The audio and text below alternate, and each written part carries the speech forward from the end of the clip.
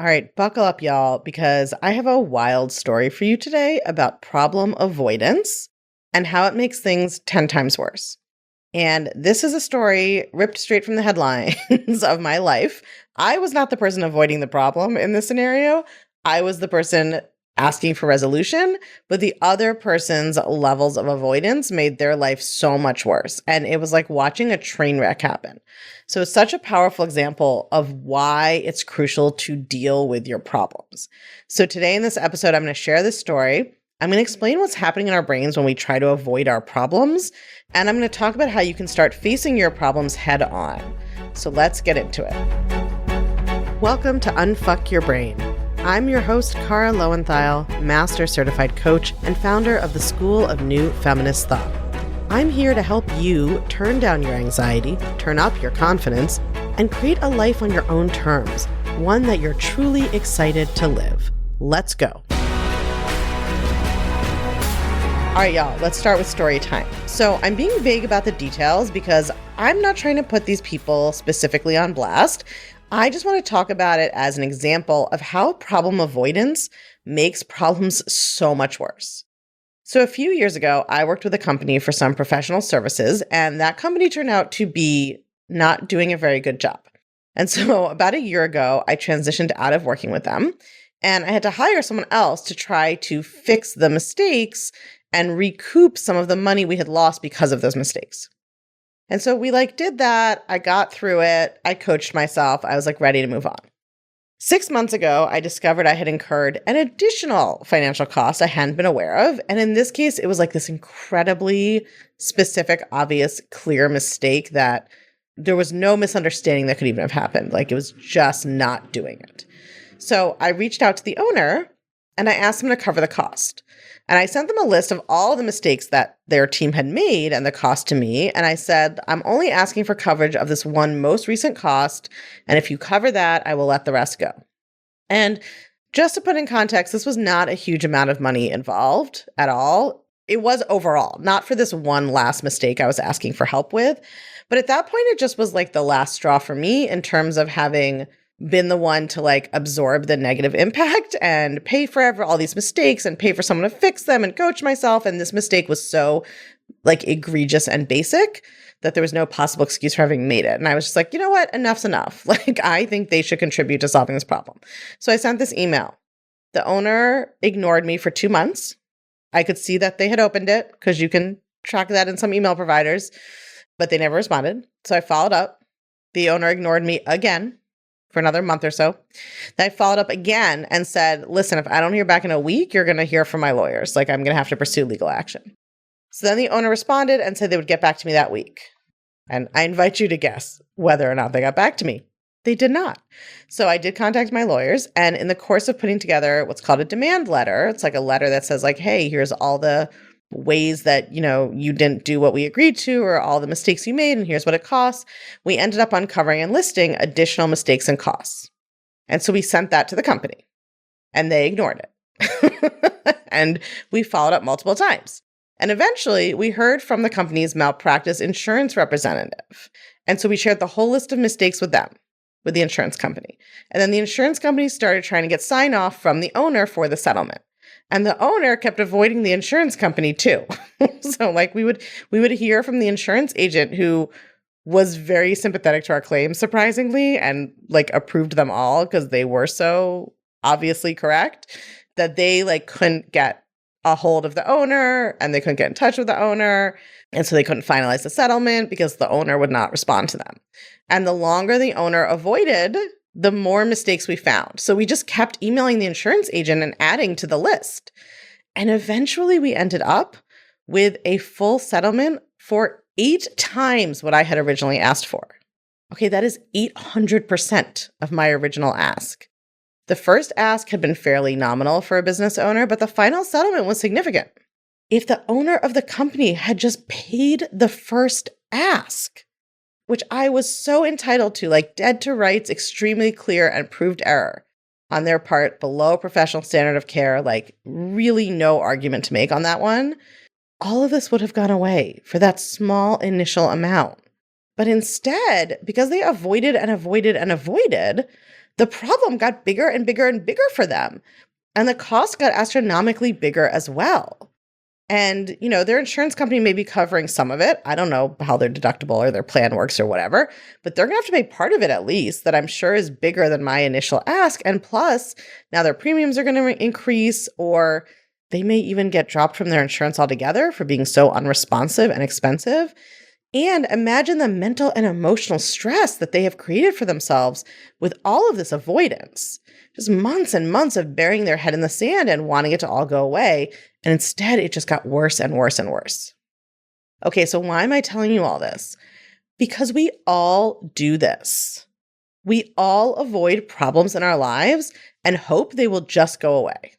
We all tell ourselves we will respond to that anxiety-producing work email later, or we will bring up that tension with our partner next week, or we will address our kid's bad habit after the school year ends.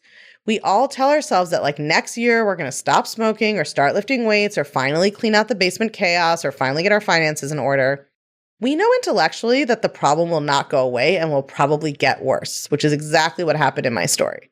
So why do we do this? We do it because of the feeling we have when we imagine dealing with the problem or when we make any attempt to start dealing with it. So why do we avoid the email from an upset client or colleague in our inbox? Because when we read it, we feel ashamed. When we imagine responding and them reading our response, we feel anxious. We don't know what to do to make the feeling go away, so we just avoid it. Why do we avoid trying to help our kid change that bad habit? Because we feel overwhelmed when we think about all the work it's going to take, all the reminders. Or we feel anxious because we think we don't know what to even do to get them to change it, or we don't want to experience the conflict around it. Or we feel ashamed because we think that the existence of the habit means something bad about us as a parent. We avoid things not because of the thing itself, but because of our feeling about the thing. Either the feeling we have now when we think about it, or the feeling we anticipate would occur when we start trying to address it. It seems common sense to assume that we want to solve our problems because solving them would feel good. And so then we're even more perplexed about why we aren't solving them. And we usually assume it's because there's something wrong with us, right? Obviously, it would make sense to get my finances in order. And so if I'm not doing it, I either blame it on the circumstance, oh, I'm just so busy, I just don't have time. Or I personalize it and I blame myself. Oh, I'm just I don't have enough willpower and I don't have enough discipline and I can't get my shit together. But neither of those is the case, right? We don't solve our problems because while the fantasy of the solved problem feels good, solving a problem feels bad while it's happening. Okay, I'm going to say that again. It seems to make sense that we would want to solve our problems because we imagine when the solution happens, we'll feel good. So it seems mysterious that we're not solving them. And we just tell ourselves we just, have to get around to it or have to be better or whatever. But actually, our brain does not want to solve our problems because the actual solving of a problem generally feels bad while it's happening.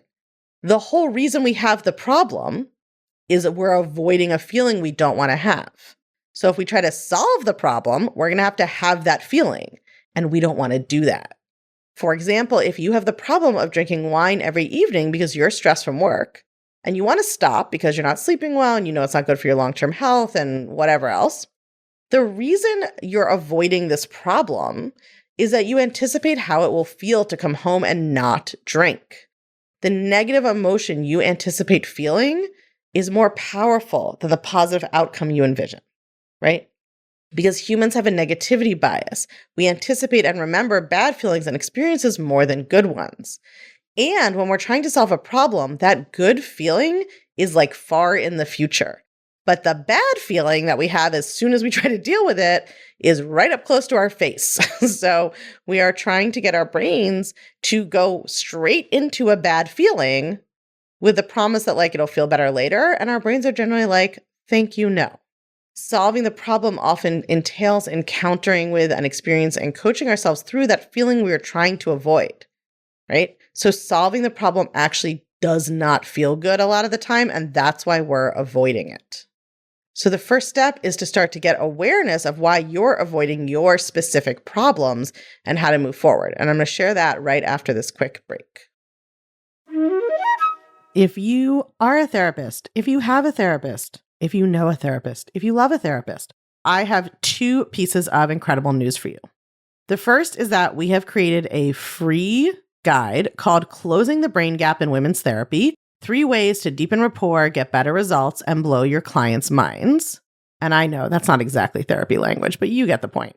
This is a totally free guide that you can grab at feministtherapy.com.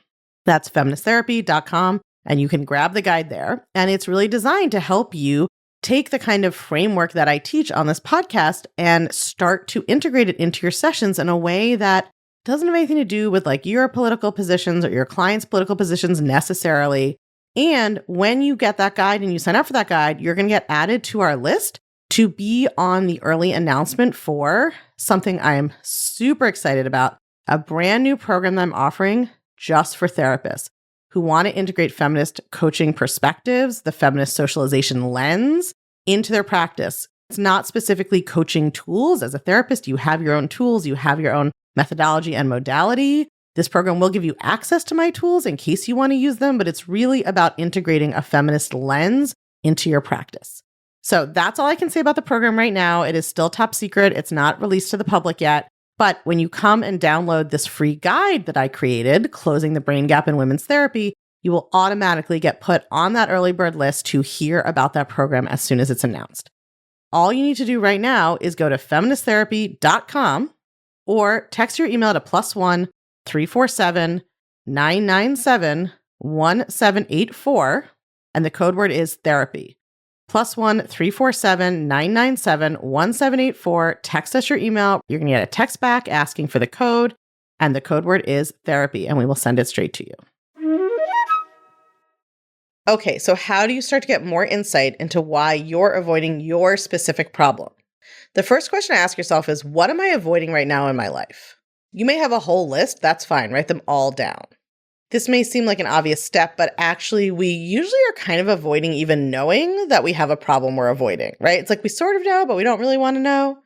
Some of us are very aware of what we're avoiding, but some people were trained as kids to repress any negative emotions or to ignore anything that wasn't perfect about life. So some of us may not even really know what we are avoiding or that we're avoiding anything. So you want to take some time to really think about it. Like, what are the people, circumstances, or problems in my life that I am avoiding or delaying dealing with? This is a non-exhaustive list of some indicators. Like, I'm not saying all problems fall into one of these categories, but looking at these areas can be a good way to spot problems. First, anything you're procrastinating is a good clue. Anything you put on a list and you never get to, you keep moving it back. Any email or text you keep telling yourself you respond to, but you don't.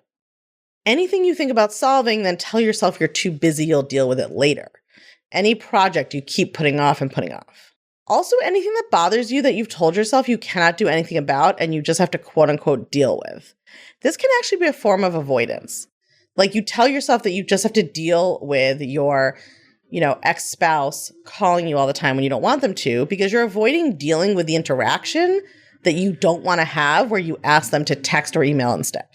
Now, once you know the problem, you need to ask yourself, what feeling do I associate with this problem? This is a 2-part question, and you have to make sure you do this separately for each problem you're avoiding. So if you listed more than one problem, then I want you to ask part 1 and part 2 of the next question for each problem separately. So part 1 is, what feeling do I associate with having the problem? And part 2 is, what feeling do I associate with solving the problem? Be careful. I'm not asking what feeling you associate with the fantasy of how you will feel once it's solved. The question is, what feeling do you associate with the process of actually solving it, of working on it, of figuring it out, taking the necessary actions? What is the emotion you experience when you think about what you would have to do to solve the problem? Once you've answered these questions, you know what you're avoiding and why. And starting with those feelings, you can work backwards to figure out the thoughts that are creating them. For instance, maybe you're avoiding feedback on that work proposal because your thought is, there's going to be so much to do to incorporate the feedback and I don't have time to deal with it. And that's what's creating your feeling of overwhelm that leads to avoiding the email. Or maybe you're avoiding dealing with the nightly bottle of wine because your thought is, if I don't drink, I'm going to feel stressed and I'll be craving it all night. And that thought is creating this feeling of anxiety about what it would look like to not drink. Once you've identified the thought and feeling driving your avoidance, you probably think I'm going to say that the next step is changing your thought, right? Yes and no. There's actually another step I think is helpful first, and that's why I told the story I shared in the beginning of this episode. Part of the problem with avoidance is that our brain overweights the immediate pain and underweights the long-term pain. So your brain is overvaluing not experiencing the immediate negative emotion that dealing with the problem would create, and it's undervaluing the impact of the problem building up over time. So now that we've identified the short-term discomfort you're going to have to experience, that emotion that you associate with solving the problem, it can be useful to identify the long-term discomfort that you're inviting with your avoidance. So you can ask yourself, what are the long-term consequences of continuing to ignore this problem? And how will they feel when they happen? This is almost like hacking your brain's catastrophizing abilities to serve you by using them to conjure up an emotion you don't want to have to feel in the future. It feels bad to read an email asking you to pay a small amount for a mistake your company made, as in my earlier example, yes. But if you stop and consider what it will feel like to read an email from your insurance company that you have to pay 8 times that amount and they're firing you as a client, you can see that that will obviously feel much worse. This is not about shaming yourself. Obviously, that's never helpful. It's about getting your brain to focus on what the problem will feel like if you don't solve it longer term. Normally, as you all know, I do not recommend catastrophizing. That's because normally when we do it, we're not in control of it. We're not doing it consciously in a scenario where we know how to prevent and solve for that outcome. So it's like a substance where we normally take a totally overwhelming poisonous dose, and I'm just recommending a small controlled dose, like a medication. This can be useful because when you are avoiding a problem, your brain is living in a fantasy world where there's this option of just not ever having to feel bad.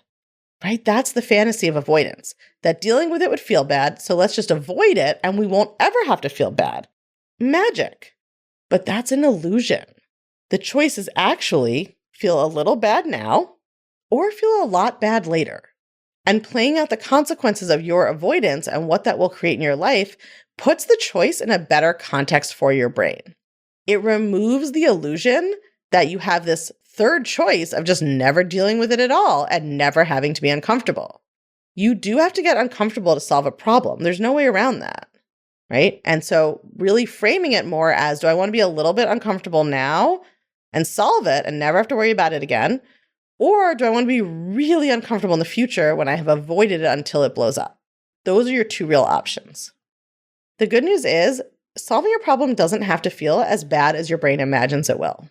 This is the last and crucial point that will help you stop avoiding problems. Your brain imagines what dealing with the problem will feel like with your current thoughts and feelings. In other words, with a basically unmanaged mind on this topic. But that's not actually how you have to deal with the problem. You can choose to change the thoughts you have about the problem. You can decide what to think about getting the feedback on that project and finding a lot of changes in it. You can decide to change the way you're thinking about your stressors. You can decide what to believe about a night without drinking and what that will feel like or why those feelings are bad. You can decide to change your thoughts about your own capacity to handle challenging things. You can decide to believe that you are someone who solves problems. And I guarantee if you're still alive on this earth, you are. You can decide to believe whatever will make the current discomfort feel bearable and the future discomfort feel worth solving. If you want to learn how to do this in depth, today is your lucky day because we're doing our first ever Brain Friday sale. It's like Black Friday, but actually useful and for your brain.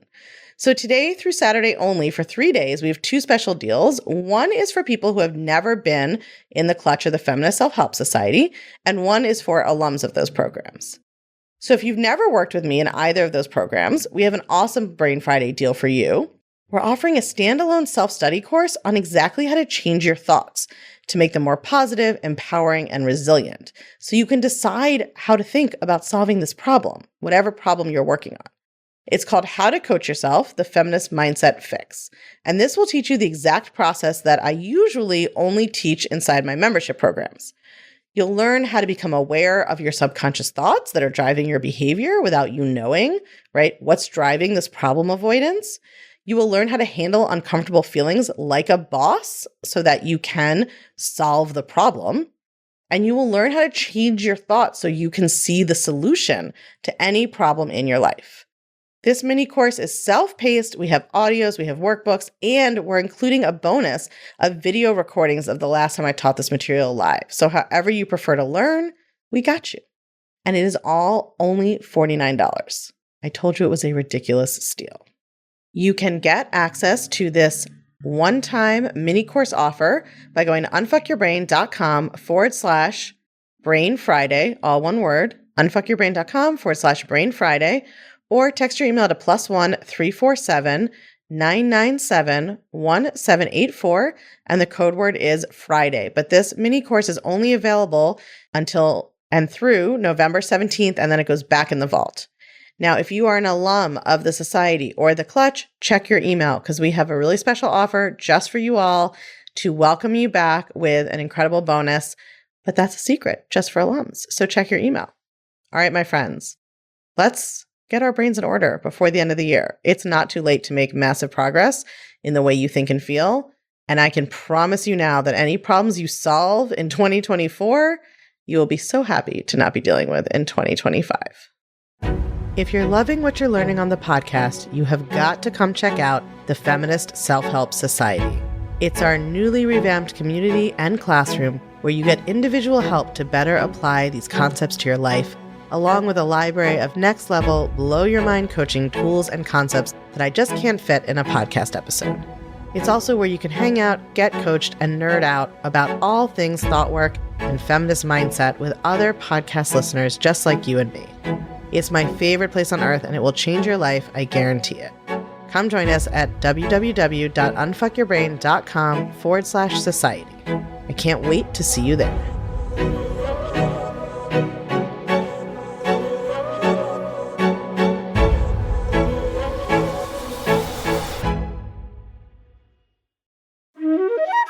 If you're a therapist and you find yourself getting kind of stuck in certain loops with clients who have been socialized as women around people-pleasing, perfectionism, self-worth, concern about others' perception of them, those kinds of topics, I want to offer you a free tool that will help you. It's called Closing the Brain Gap in Women's Therapy: 3 Ways to Deepen Rapport, Get Better Results, and Blow Your Clients' Minds. It's an absolutely free guide that I wrote because I hear from therapists so often that the socialization lens that I am teaching was not included in their education or their training, and that it is so helpful. And they're trying to apply it based on my podcast or even taking my programs. But I want to create something that was really designed for therapists. So that is what this guide is. It will teach you how to identify that social messaging. It will show you how it's impacting your client's self-esteem, and it will teach you how you can empower your clients more effectively by showing them how socialization may be affecting them. It'll also share some stories from therapists who use these tools about how validating and empowering their clients find it and why it's been such a big boost for their practice. I'm also getting ready to announce in the near future a totally new program that I'm offering just for therapists who want to integrate a feminist lens and the socialization lens specifically into their practice. You will automatically be put on the early bird interest list for that when you download the guide. So if you just go and download the guide, not only do you get all the value in the guide, all of the helpful framing and techniques that I suggest, but you'll also be the first to hear about that program. And if you are not a therapist, but you know a therapist, you're friends with a therapist, you have a family member as a therapist, or you talk about the podcast with your therapist, please share the link with them. Super easy to remember. You just go to feministtherapy.com. Couldn't be easier. feministtherapy.com to download that totally free guide. Or you can text your email to +1 347 997 1784, and the code word is therapy. Either way, please download it, read it, bring it to your sessions, share it with the therapist in your life. We can help so many more women with this work if we spread this knowledge.